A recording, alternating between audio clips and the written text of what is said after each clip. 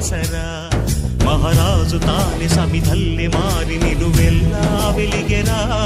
భోగాన్ని విడిచి త్యాగాన్ని వలచి తాపసిగా నిలిచెరా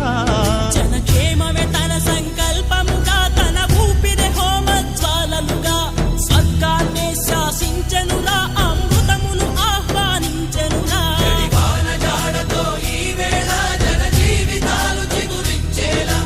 కాలసీమలో ఈ వేళ రతనాల ధారలే కురిసేలా